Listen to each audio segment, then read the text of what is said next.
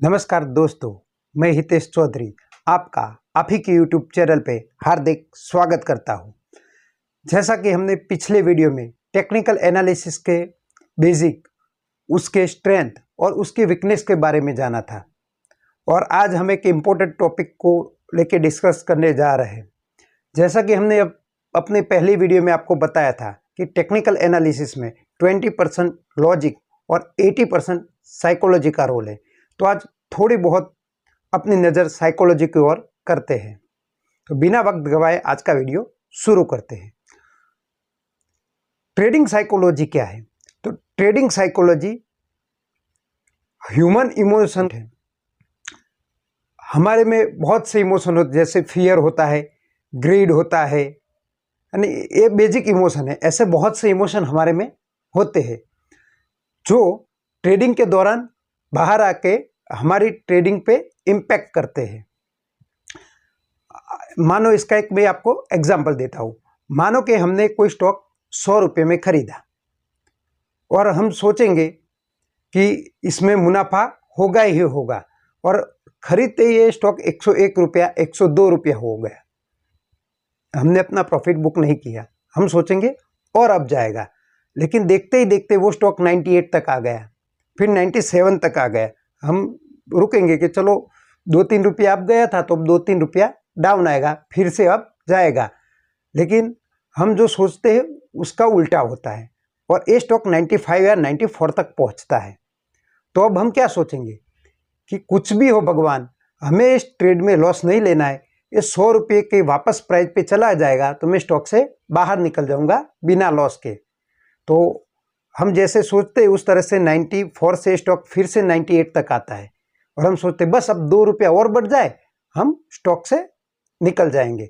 लेकिन फिर वहीं से घूम जाता है और इस बार तो 91 या 90 तक आ जाता है। तो अब हम क्या सोचेंगे कि ये स्टॉक फिर से 95 या 94 तक पहुंच जाए तो बस छोटा मोटा नुकसान लेके हम स्टॉक से निकल जाएंगे। लेकिन ऐसा होता ही नहीं, वो स्टॉक गिरते ही जा रहा है, यानी कि स्टॉक अब डाउन ट्रेंड में चलने लगता है। तो ये हुई ह्यूमन साइकोलॉजी। हम आए थे प्रॉफिट करने के लिए, लेकिन अब क्या सोचते हैं, बस लॉस कवर हो, लॉस मेरा कम हो, यानी कि हमारी साइकोलॉजी चेंज हो जाती है। ये होती है trading psychology. Human nature trading psychology पे बड़ा इम्पैक्ट डालता है। हम रियल लाइफ में जैसे है, हमारा स्वभाव एकदम गुस्से वाला है, हम रिवेंज बार बार बात बात पे लेना चाहते, तो ये सारी चीज़ें ट्रेडिंग पे हमें दिखाई देती है। तो हमें अपने इमोशन को कंट्रोल करना होता है ट्रेडिंग पे।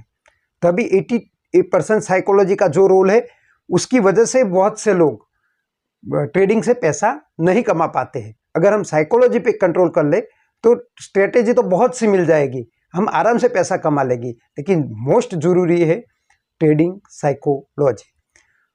अगर इसके बारे में डिटेल जानना है, यानी कि इमोशन साइकिल कैसे वर्क करता है, ट्रेडिंग में कौन कौन से हॉर्मोन्स हमें इम्पैक्ट करते हैं, तो ये चीज़ों के लिए मैंने डिस्क्रिप्शन में एक लिंक दिया है जिसमें ये वीडियो मैंने डाली हुई है।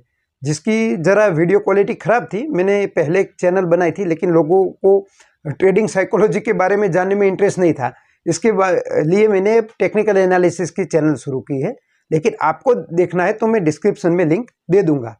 और आप चाहते हैं कि मैं अच्छे से ट्रेडिंग साइकोलॉजी के बारे में एक वीडियो आपके लिए बनाऊं, तो आपको कम से कम 100 कमेंट बॉक्स में करने होंगे कि we want a video on trading psychology. तो मैं आपके लिए एक स्पेशल वीडियो बनाऊंगा, जो कि टेक्निकल एनालिसिस की सीरीज तो शुरू रहेगी, उसके अलावा आपको एक अलग से वीडियो मिल जाएगा। तो हम आगे बढ़ते हैं। देखो, ट्रेडिंग साइकोलॉजी में एक फोमो होता है कि फियर ऑफ मिसिंग आउट। हमें ट्रेड से अभी स्टॉक आगे बढ़ रहा है, लेकिन हम उसे क्यों नहीं पकड़ पाए, तो वो बाद में हम पकड़ेंगे, वहीं से नीचे गिर जाएगा, तो एक फोमो होता है। इस तरह से बहुत सी चीज़ें हैं जो कि आपको ये पीपीटी में पढ़ने को मिल जाएगी। अगर ये पीपीटी आपको चाहिए तो ये वीडियो आपको कम से कम 5 ग्रुप में शेयर करना होगा, फेसबुक पे, लिंक्डइन, ट्विटर, व्हाट्सएप, आप कोई भी 5 ग्रुप में शेयर कीजिए और उसका स्क्रीनशॉट नीचे दिए गए नंबर पे हमें भेज दीजिए। तो हम आपको ये पीपीटी अवेलेबल करवाएंगे, जिसको आप बाद में से आराम से अपनी स्टडी के लिए रख सकते हैं। तो हम साइकोलॉजी एक बड़ा सब्जेक्ट है जिसके बारे में कम से कम 5 से 6 वीडियो आराम से बना सकता हूँ, लेकिन आज की वीडियो हम टेक्निकल एनालिसिस की सीरीज चल रही है तो ट्रेडिंग साइकोलॉजी को यहीं समाप्त करते हैं और हम आज एक चार्ट की ओर बढ़ते हैं कि ट्रेडिंग में चार्ट क्या होता है। कोई भी टेक्निकल एनालिस्ट के लिए चार्ट जरूरी है। चार्ट क्या है? तो एक ग्राफिकल रिप्रेजेंटेशन है। कोई भी चीज़ का ग्राफिकल रिप्रेजेंट को हम चार्ट कहते हैं। ट्रेडिंग में वॉल्यूम और प्राइस को ग्राफिकल रिप्रेजेंट हम चार्ट के द्वारा करते हैं।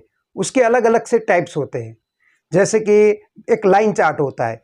लाइन चार्ट में क्या होता है कि आपको हर दिन की क्लोजिंग प्राइस को अगर आप डॉट को जोड़ दे तो इस तरह से एक लाइन बनेगी, जिसकी हम स्टडी करके टेक्निकल एनालिसिस करते हैं। इसे हम बोलते हैं लाइन चार्ट।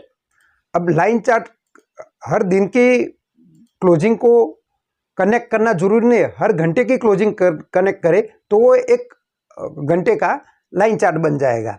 तो लाइन चार्ट इस तरह से होते हैं। बार चार्ट क्या होता है?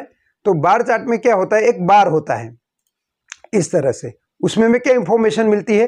तो बार में एक साइड में लाइन होती है जो ओपनिंग होती है, एक क्लोजिंग लाइन होती है। हाई लाइन को हम बोलेंगे वो कैंडल का हाई और एक कैंडल का लो, यानी कि मानो कि डे की बार है तो ये डे में यहाँ तक हाई लगाया था प्राइस ने, यहाँ तक लो लगाया और ये उसका ओपनिंग और ये क्लोजिंग। अगर क्लोजिंग ओपनिंग से नीचे हो तो वो बेरिश कैंडल होगी, अगर बुलिश कैंडल होगी तो उसका ओपनिंग नीचे और क्लोजिंग ऊपर रहेगा। तो ये हो गया हमारा बार चार्ट। फिर सबसे जरूरी मोस्ट ऑफ टेक्निकल एनालिसिस जिसे चूज प्रीफर करते हैं वो है हमारा कैंडलस्टिक चार्ट। तो इसमें क्या है कि एक कैंडल बनती है जो एक जापानीज कैंडलस्टिक है, उसके बारे में हम अगले वीडियो में आराम से पढ़ेंगे। अभी बेसिक जान लेते हैं कि एक कैंडल होती है, मानो कि यहाँ पे डे का ओपन हुआ और यहाँ पे क्लोज हो गया। डे के दौरान यहाँ तक प्राइस का हाई गया और यहाँ तक लो गया, तो ये पूरी हो गई कैंडल। ये हो गया कैंडल का बॉडी और ये हो गई कैंडल की विक। अभी मैं आपको कैंडल के बारे में डिटेल नहीं पढ़ा था क्योंकि आने वाली वीडियो टोटल कैंडलस्टिक के बारे में ही रहेगी, तो वहाँ हम इन डेप्थ स्टडी करेंगे। लेकिन अब अभी हम टाइप जानते हैं, उसे टाइप के चार्ट होते हैं। तो एक लाइन चार्ट हो गया, बार चार्ट हो गया, कैंडलस्टिक चार्ट हो गया, फिर रैंको चार्ट। इसके अलावा बहुत से टाइप, जैसे वॉल्यूम चार्ट हो गया, पॉइंट एंड फिगर चार्ट हो गया, रेंज बार, यानी ऐसे बहुत से टाइप के चार्ट है जिसका हम डिटेल में स्टडी करते हैं। लेकिन most of technical analysis candlestick chart और लाइन चार्ट ज़्यादा बिलीव करते हैं। तो आज के वीडियो में हम इतना ही रखते हैं। अगली वीडियो में जल्दी आपके लिए लेके आऊँगा। तब तक के लिए जय हिंद।